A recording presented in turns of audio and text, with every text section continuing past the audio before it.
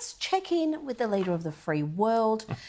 And this week we've learned that President Joe Biden is using a medical device to treat sleep apnea after the media noted strap marks on his face from the CPAP machine. Is that what they're called? I don't know.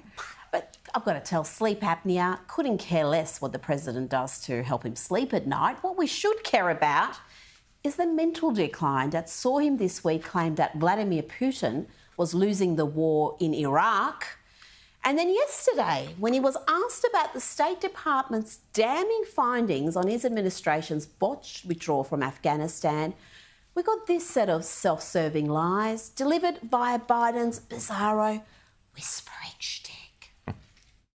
No, all the evidence is coming back there. Remember what I said about Afghanistan? I said Al-Qaeda would not be there. I said it wouldn't be there. I said we'd get help from the Taliban. What's happening now? What's going on? Read your press. I was right. Thanks. So the report is from the State Department, actually, about the withdrawal. Help from the Taliban? Read your press. I was right. Say what now, President? So you meant to hand the country over to terrorists. You meant to leave behind billions of dollars worth of arms for the Taliban. You meant to lose control of Kabul airport, stranding hundreds of desperate American citizens.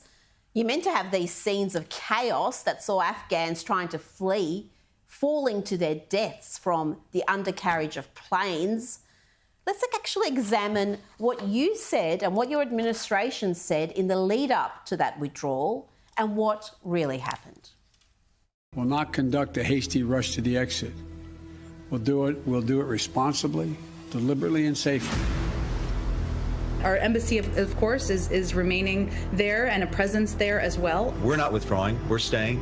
The embassy's staying. But there's no intention right now to close the embassy or to close all the diplomatic presence. The situation in Kabul is calm right now. The Afghan government will likely collapse. That is not true. They clearly have the capacity to sustain the government. We are not going to walk away and not sustain their ability to maintain that force. If there is a significant deterioration, I don't think it's going to be something that happens from a Friday to a Monday. Do you see any parallels between this withdrawal and what happened in Vietnam with some people feeling... None whatsoever. There's going to be no circumstance where you see people being lifted off the roof of a embassy of the United States from Afghanistan. The likelihood there's going to be the Taliban overrunning everything and owning the whole country is highly unlikely. The truth is that the Taliban took control of Afghanistan within days following Biden's botched withdrawal. The Afghan National Security Forces collapsed in no time. And with Independence Day just around the corner, let's not forget the price those serving the country paid for this administration's many mistakes. Here's an injured former US Marine talking about the utter chaos in the days after the Taliban captured Kabul and the trauma of losing 13 US soldiers and the many Afghan allies they were forced to abandon. The withdrawal was a catastrophe, in my opinion, and there was an inexcusable lack of accountability and negligence.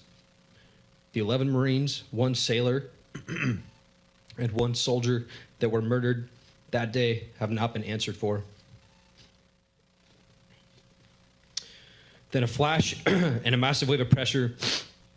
I'm thrown 12 feet onto the ground, but instantly knew what had happened. I opened my eyes to Marines dead or unconscious lying around me. That's your legacy of the botched withdrawal, President Biden. I hope you can sleep at night.